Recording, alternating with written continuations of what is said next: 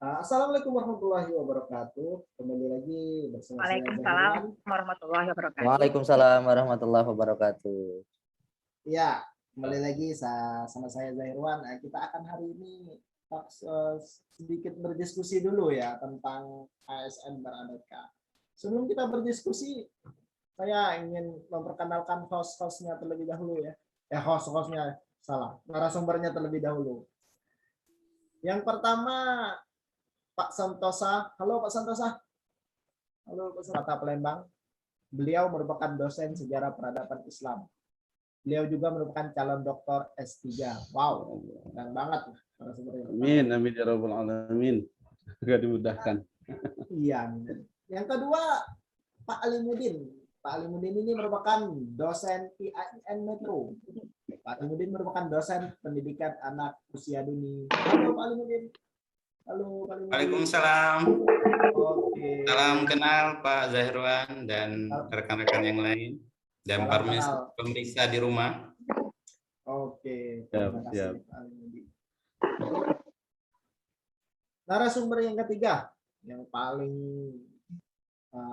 muda, keren, ganteng, yaitu Pak Eko Bagus, merupakan dosen UIN Raden Patah Palembang. Beliau merupakan dosen FISIP. Halo Pak Eko Bagus, apa kabar? Halo Pak Zahirwan, salam kenal teman-teman semua. Selamat siang. Sehat ya? Alhamdulillah sehat. Pak Eko Bagus. Kemudian narasumber yang keempat merupakan Ibu Yusnelma Eka Afri ya. Bu Yusnelma Eka Afri disapa Bu Eka. Beliau merupakan Quran tafsir. Wow ya. Tafsir, bukan sembarangan ini Bu Eka. Halo Bu Eka, apa kabar? Baik, alhamdulillah. Alhamdulillah sehat ya Pak ya. Semoga teman-teman sehat semua ya. Amin. Semoga sehat. Amin. Oke ya. Terima itulah empat narasumber merupakan orang-orang yang hebat dan ahli di bidangnya masing-masing. Nah, sekarang saya mau yang pertama ya, kepada Ibu Eka. Saya mau bertanya sedikit kepada Ibu Eka tentang nasionalisme. Apa itu sih Bu? Nasionalisme itu dalam ASN beraneka, bisa dijelaskan sedikit? Ya, silakan Bu. Oke. Kita berbicara tentang nasionalisme ya, tentang nasional. Jadi keindonesiaan kita. Bagaimana kita menjiwai cinta terhadap tanah air kita, jiwa patriotisme kita terhadap negara kita, baik dari diri kita sendiri dimulai, lingkungan keluarga maupun lingkungan tempat tinggal kita. Nasionalisme menunjukkan Indonesia yang akan berbeda-beda dalam keragamannya, tetapi tetap dalam kebinekaannya.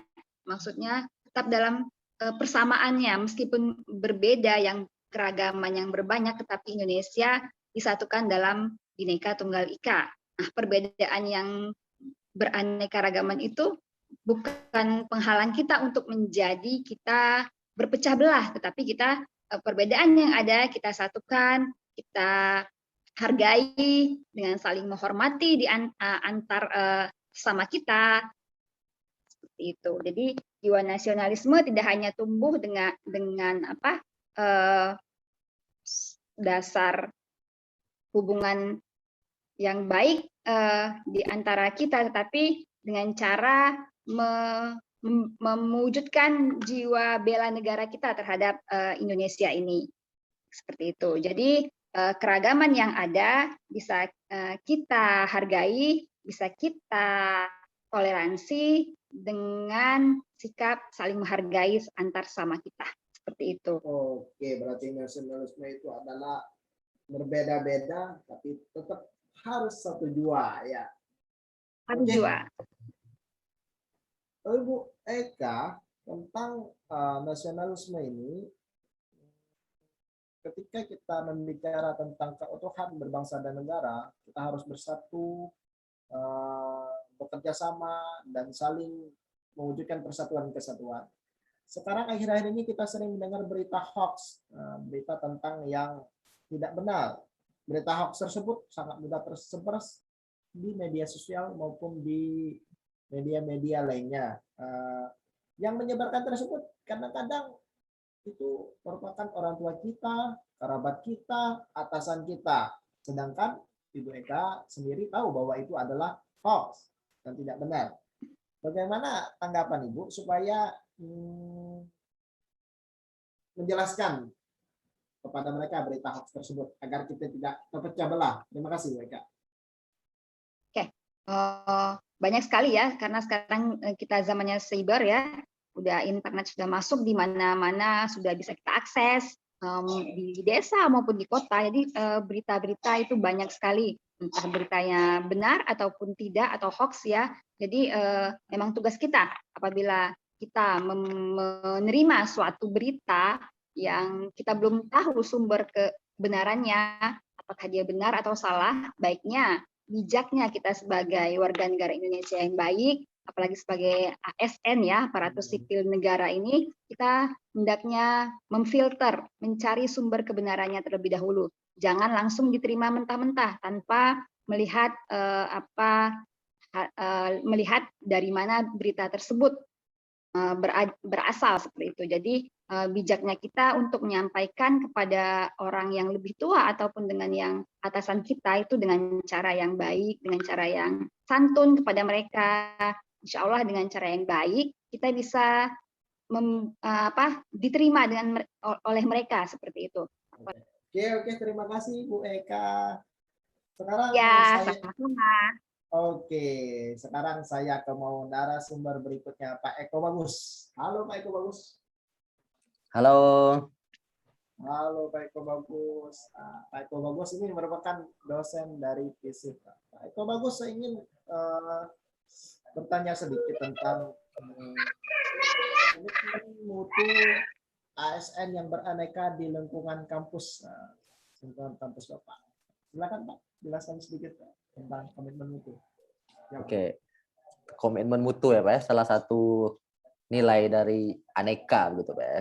Iya. Nah, ketika bicara tentang komitmen mutu di dalam aneka, maka indikator turunannya itu adalah tentang efektivitas begitu, efisiensi begitu, kemudian inovasi begitu untuk memastikan kualitas atau mutu gitu. Jadi kita sebagai ASN di instansi masing-masing itu tidak cukup hanya menjalankan pekerjaan itu sesuai dengan perintah atasan dan sesuai dengan waktu yang telah ditetapkan gitu. Tetapi di samping itu kita juga harus memastikan bahwa pekerjaan yang kita lakukan itu berkualitas gitu. Itu mutunya terjamin gitu agar demi mewujudkan pelayanan publik yang lebih baik.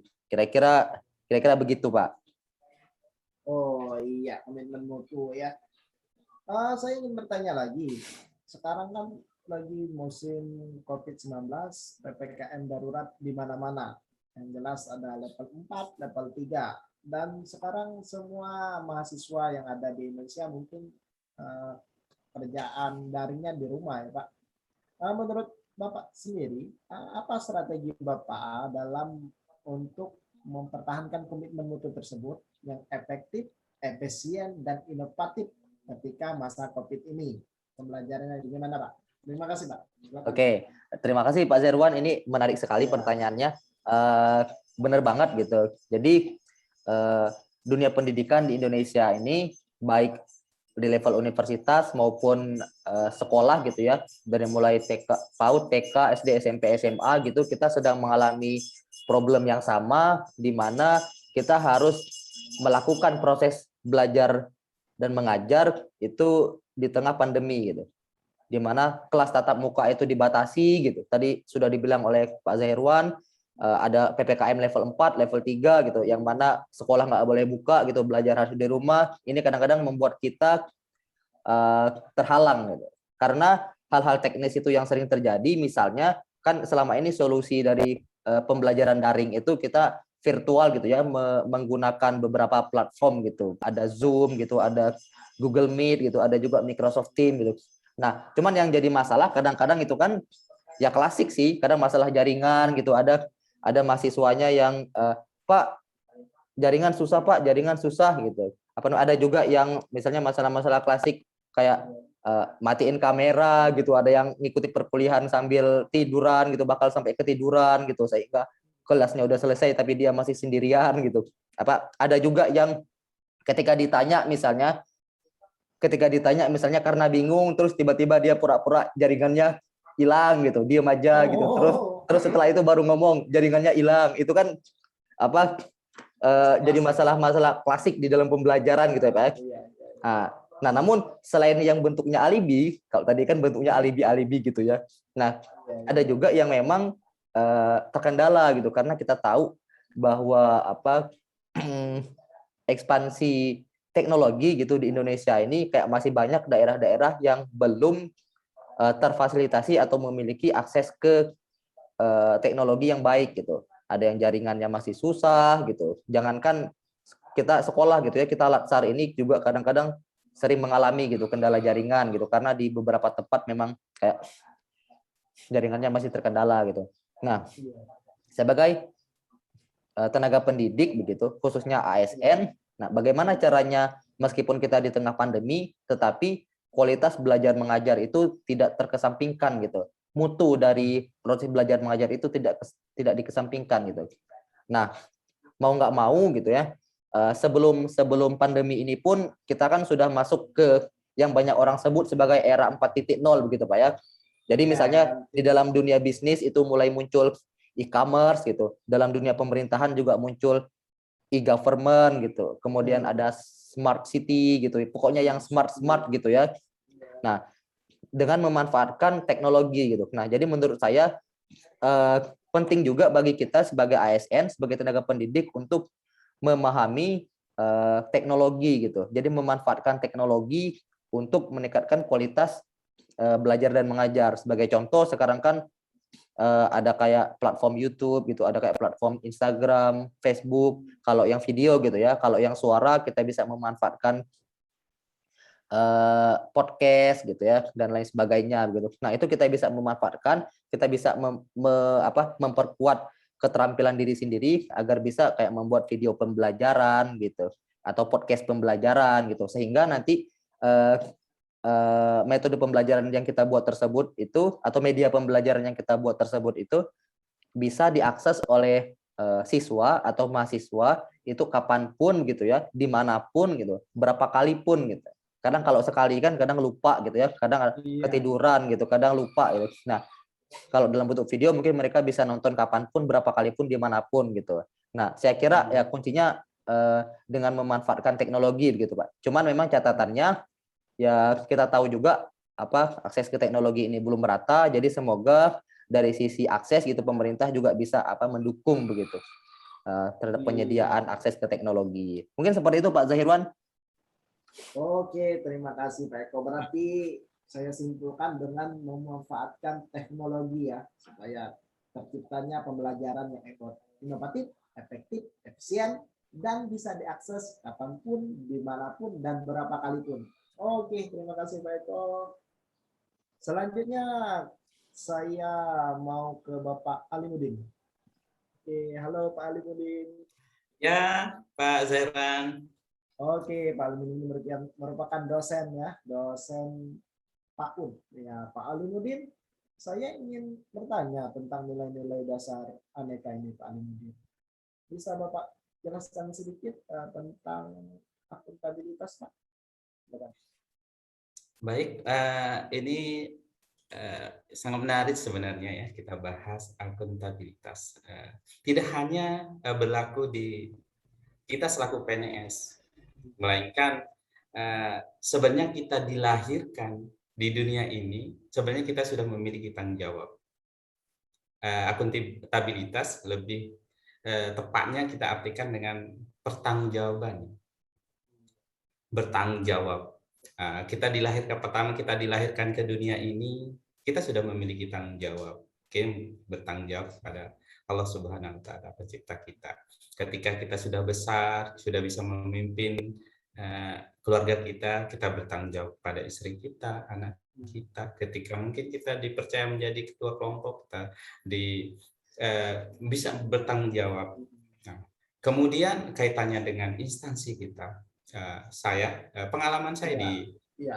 di kampus, ternyata kalau dilihat dari luar, dosen itu sangat nyantai sekali, mungkin Pak Zairwan ya. Mungkin Pak Zairwan pernah kuliah gitu kan, Iya. waktu S1, kayaknya dosen-dosen nyantai ya, Nah, berangkat. Ternyata PowerPoint selesai.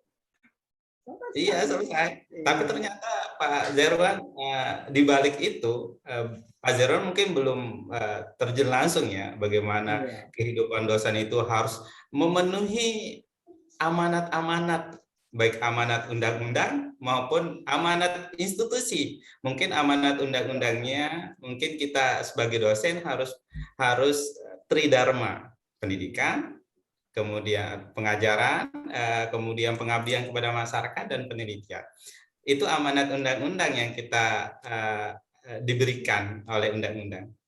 Lain lagi nanti amanat institusi di mana kita bekerja mungkin diberikan tugas tambahan selaku mungkin jadi kaprodi, mungkin jadi pejabat atau yang lain-lain, itu akan membuat tambahan tanggung jawab kita.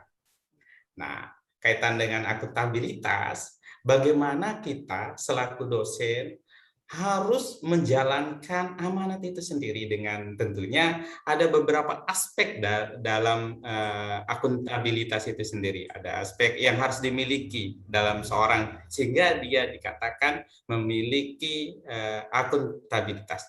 Yang mungkin beberapa di antaranya adalah partisipatif, transparan, kejelasan target, adil, konsisten, jujur, dan yang paling penting adalah tanggung jawab. Di sini Pak Zairwan, tanggung jawab bagaimana melaksanakan tugas itu harus tercapai, tanggung jawab yang harus dicapai. Misalkan ketika harus ngajar, apa capaian daripada misalkan kita selaku dosen, yang paling terlihat adalah tugas kita selaku dosen untuk mengajar. Nah, ketika kita mengajar, apa sih target kita? Target kita dalam mengajar itu harus dicapai. Dikatakan bertanggung jawab, harus selesai tugasnya, dan tujuan dari pembelajarannya harus tercapai. Itulah salah satu tanggung jawab atau akuntabilitas selaku dosen dalam hal mengajar. Mungkin di luar itu diberikan beban kerja yang lebih, mungkin yang harusnya 12 SKS idealnya mungkin ditambah lagi beberapa SKS.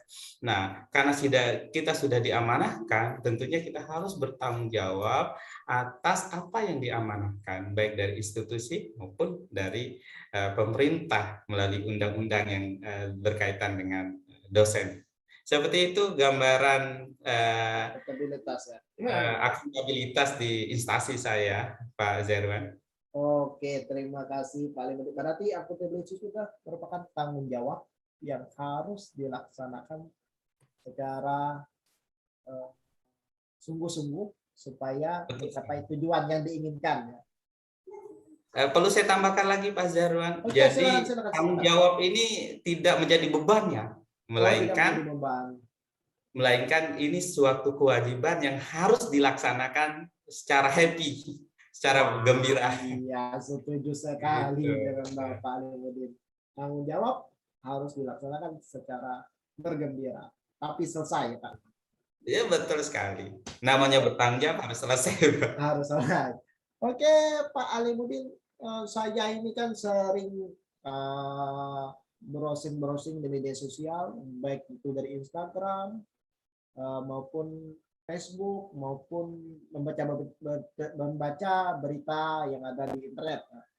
Saya sering melihat itu kasus-kasus tentang dosen yang melakukan pelecehan seksual pada mahasiswanya ketika konsultasi skripsi, Pak.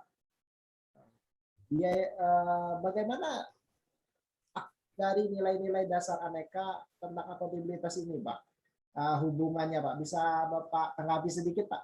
Terima kasih. Baik.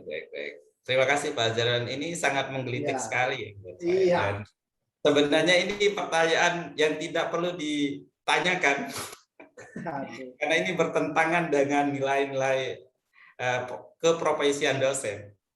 Harusnya tidak perlu ditanyakan. Tapi karena memang ini adalah sebuah kasus dan mungkin bahasa dosennya itu dihilangkan atau ditambahkan dengan oknum dosen. Oknum dosen ya Pak Zairwan.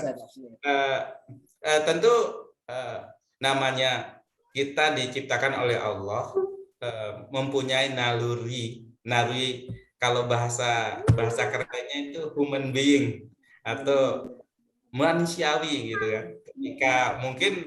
Ketika kita didatangi oleh mahasiswa yang terlihat mungkin mohon maaf seksi mungkin, kemudian bahasanya mungkin menggoda dan terlebih-lebih kita mempunyai kesempatan untuk melakukan sesuatu yang kurang etis itu ya, mungkin di tempat yang kurang tepat gitu kan. Kalau kurang tepatnya dalam artian pintu ditutup, tidak bisa dilihat orang. Ini memungkinkan sekali Pak Zairwan. Tapi perlu saya tekankan ketika kita memiliki nilai-nilai aneka, yang mungkin yang saya soroti ada dua hal ya. Nilai aneka. Yang pertama itu akuntabilitas. Akuntabilitas itu bertanggung jawab. Artinya apa? Ketika kita sudah diamanahkan menjadi pembimbing skripsi, tentunya kita harus bertanggung jawab secara profesional melaksanakan tugas kita. Bagaimana? Yang kedua adalah etika publik. Nah, etika publik itu lebih ke kesopanan kita, bagaimana menjalankan tugas kita, taat tidak dengan aturan. Itu dua hal yang bertentangan dengan kasus ini, Pak Zairwan. Nah, tentunya saya selaku dosen, ketika melihat kasus ini, tentunya kita harus antisipasi supaya ini tidak terjadi, khususnya pada diri saya, karena saya itu manusia, tentunya akan punya potensi untuk itu, Pak Zairwan. Punya potensi.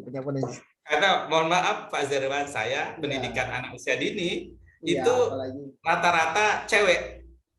Kalau ada cowok itu pasti paling ganteng sendiri. Iya, pastinya.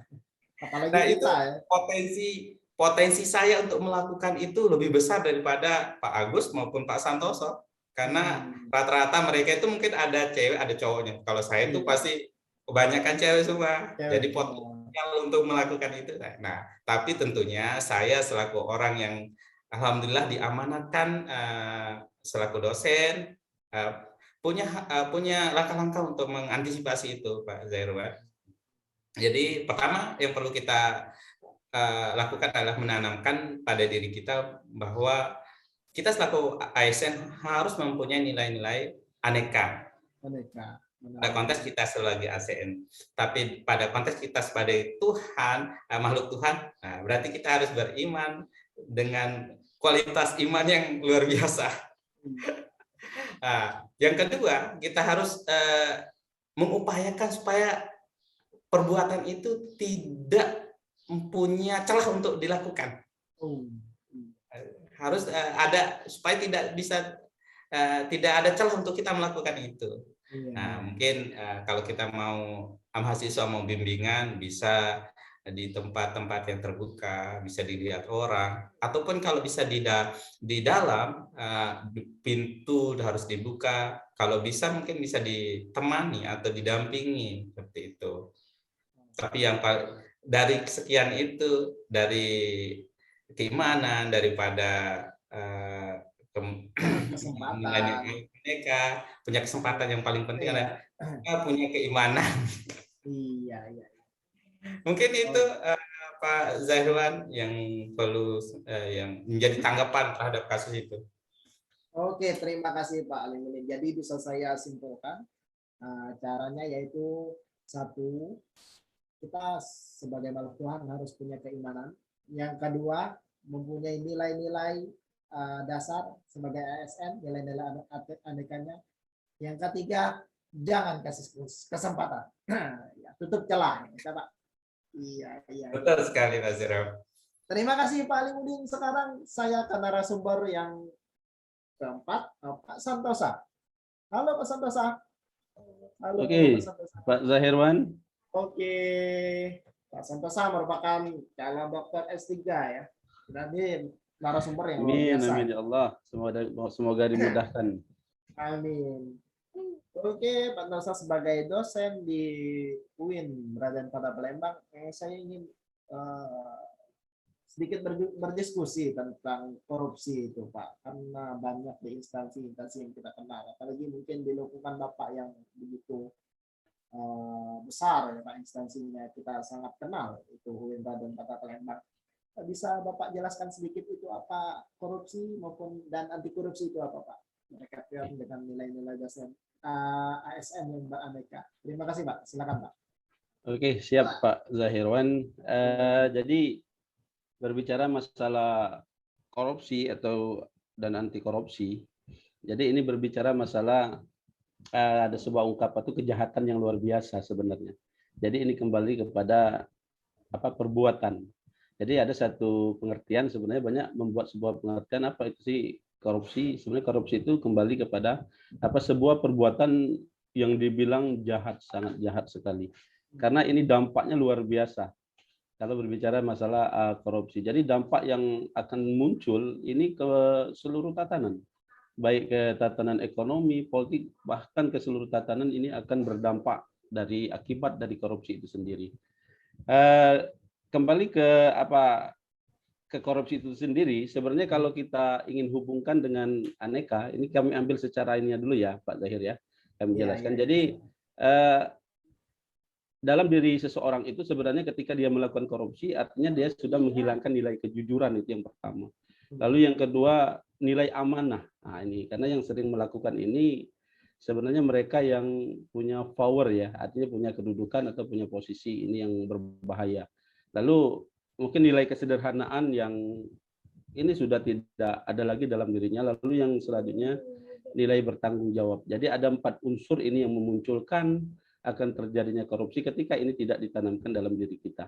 Kembali ke instansi kita, kami sebagai seorang dosen, kami melihat sebenarnya beberapa kasus kecil sih, karena seringkali karena kami sering berinteraksi dengan mahasiswa, jadi ini pernah ada praktek-praktek yang kadang mahasiswa ini kan dengan tipikal dan sifatnya masing-masing. Jadi ketika ada semacam aktivitas yang berhubungan dengan dosen, nah mereka ini kadang-kadang ingin mencari jalan pintas. Seperti apa misalkan praktek-praktek kecil, mereka hadir misalkan dengan membawa sesuatu, ini berbahaya juga. Ini praktek-praktek yang akan memunculkan terjadinya korupsi atau terjadinya gratifikasi, karena ini akan memunculkan itu sendiri. Lalu kalau kita kembali ke arah korupsi itu sendiri, ini nilai-nilai yang ada dalam diri kita sendiri itu yang harus kita tanamkan. Jadi kalau kami berbicara dengan mahasiswa, bagaimana cara kita untuk supaya tidak melakukan korupsi, artinya kita harus menanamkan, kalau kembali ke nilai-nilai agama, artinya kita harus menanamkan nilai-nilai ketakwaan kita kepada Allah. Karena itu yang pertama, sebelum kita memunculkan nilai kejujuran. Karena ketika kita sudah kuat secara keimanan, maka apapun yang akan terjadi, ajakan-ajakan yang akan muncul di hadapan kita, mungkin kita akan menghindari itu sendiri. Nah, jadi itu mungkin Pak Zahir sedikit tentang korupsi itu sendiri. Oh iya. Terima kasih Pak Santosa. Jadi kita harus menanamkan nilai-nilai kejujuran pada diri kita sendiri, menanamkan iman dan takwa supaya kita tidak korupsi. Pak, saya ingin sedikit bertanya lagi dengan Bapak. Bagaimana bila di suatu instansi Bapak, rekan kerja Bapak, ketika melakukan absensi ya Pak, kan kita melakukan fingerprint pagi dan sore. Kita melakukan fingerprintnya jam 7 pagi, pulang jam 4 sore. Terus Bapak melihat teman Bapak, rekan kerja Bapak, mungkin terlebih lagi atasan Bapak yang melakukan kecurangan pada absensi. Itu kan juga korupsi. Bagaimana tanggapan Bapak tentang hal tersebut? Oke. Terima kasih. Mungkin ini satu sikap atau perbuatan yang mungkin kita sudah pernah mengalami ya, perbuatan-perbuatan kayak ada kecurangan, adanya misalkan kalau sekarang ini kan kerja kita kan sudah tidak tatap muka atau absensi tidak dilakukan secara langsung ini ya. Karena Iya. absensi kita juga kita lakukan secara daring. Nah, ini kembali lagi ke nilai yang kami sampaikan tadi sebenarnya. Jadi artinya memang kurang ditanamkan nilai kejujuran ya yang ada dalam diri kita. Nah, bagaimana kita untuk memberitahu mereka-mereka yang mungkin mempraktekkan, artinya di luar dari aturan yang sudah ditetapkan secara profesional. Tadi disampaikan, misalkan hadirnya kita harus jam 7, pulangnya nanti jam 4. Ketika ada kecurangan di sini, nah disinilah yang sering dilakukan oleh mereka-mereka yang secara sengaja untuk tidak untuk istilahnya melakukan absensi dengan kecurangan-kecurangan itu. Mungkin karena atasan kita jauh lebih berhak untuk memberikan nasihat. Atau kalau dia teman kita sendiri ya nanti kita bicarakan, tapi tidak secara langsung, tapi kita berbicara masalah konsep atau berbicara masalah tema apa, misalkan kita tidak menjurus kepada kasus, artinya kasus yang dia tidak jujur dengan absensi yang dia lakukan ketika berada di kantor. Tapi kita berbicara masalah nilai-nilai kejujuran, misalkan bagaimana kita sebagai seorang ASN agar punya sifat jujur, artinya ada nilai aneka yang harus kita tanamkan, salah satunya adalah nilai kejujuran, nilai amanah. Nah, itu yang harus kita lakukan, dan nilai bertanggung jawab. Artinya kita sebagai seorang ASN, artinya kita tidak boleh ketika aturan-aturan yang sudah dibuat oleh instansi atau tempat kerja kita, ya kita harus taati semaksimal mungkin, dan itu harus, karena itu nantinya ada penilaian secara langsung oleh atasan kita. Nah, kalau di fakultas kami seringkali ada reward per tahun. Jadi bagi mereka yang punya nilai kinerja yang bagus, jadi mereka dikasih reward dalam setiap tahun, dan momennya diambil ketika hari ulang tahun fakultas itu sendiri.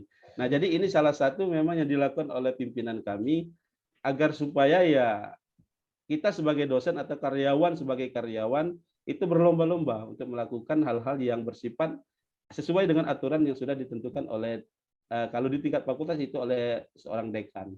Nah, mungkin itu Pak Zahirwan. Oke Pak, terima kasih ya Pak atas penjelasannya bagaimana cara tersebut. Mungkin saran Bapak yang tentang dekan memberikan apresiasi tiap ulang tahun fakultas itu bisa dicontohkan oleh instansi yang lain Pak. Iya, keren itu, karena memang sudah dilakukan oleh fakultas kita itu. Terima kasih kepada Bapak Santosa atas waktunya. Sekarang untuk mengakhiri sesi ini saya mau ke Pak Eko Bagus. Halo Pak Eko. Saya minta satu kata, dua kata-kata Pak Eko untuk menutup akhir sesi ini Pak Eko. Silakan Pak Eko. Kualitas mutu, ASN hari ini harus kritis, ASN hari ini harus inovatif, karena ASN kini beda.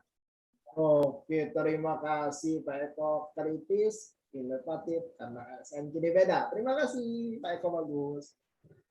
Mantap. Sekarang ke Pak Limuddin. Halo Pak Limuddin. Halo. Halo Pak Zerwan, kembali lagi dengan saya. Oke. Iya, Pak Limuddin. Minta Pak satu kata, dua kata-kata Pak untuk akhiri sesi ini Pak tentang ASN beraneka Pak. Silakan. Kita menjalankan amanah ini dengan penuh tanggung jawab, serta jangan menjadi beban, melainkan menjalankan dengan penuh kebahagiaan.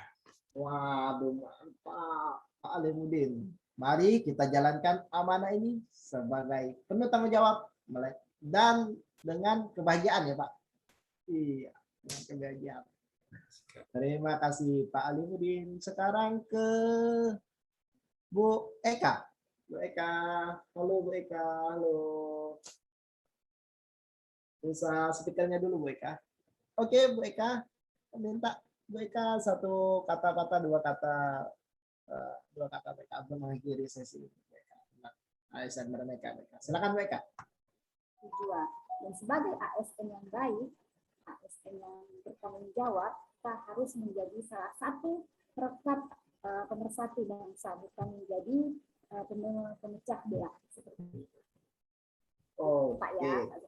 Terima kasih Bu Eka. Semoga kita sebagai ASN selalu kompak, selalu menjadi satu untuk Indonesia. Iya, terima kasih Bu Eka. Indonesia lebih baik, lebih maju lagi. Amin. Amin. Amin. Sekarang ke Pak Santosa. Halo Pak Santosa. Halo Pak Santosa. Halo Pak Zahirwan. Oke, Pak Santosa bisa memberikan satu kata-kata Pak Santosa untuk mengakhiri seksi ini. Pak Santosa, silakan Pak Santosa. Jadi saya ingin Indonesia tanpa korupsi. Oleh karena itu mari kita wujudkan bersama untuk menuju Indonesia tanpa korupsi tersebut. Untuk menuju Indonesia tumbuh, Indonesia maju. Oke, Indonesia tanpa korupsi, Indonesia Indonesia maju. tumbuh, Indonesia maju. Indonesia tumbuh, Indonesia maju. Wah, Iya. keren sekali Pak. Terima kasih Pak Santosa. Ya, sama-sama Pak Zahirwan. Oke, baiklah. Waktu talk show sudah hampir habis. Saya tutup sebagai pembaca hari ini. Terima kasih. Wassalamualaikum warahmatullahi wabarakatuh. Terima kasih. Waalaikumsalam Waalaikumsalam warahmatullahi wabarakatuh. Wabarakatuh.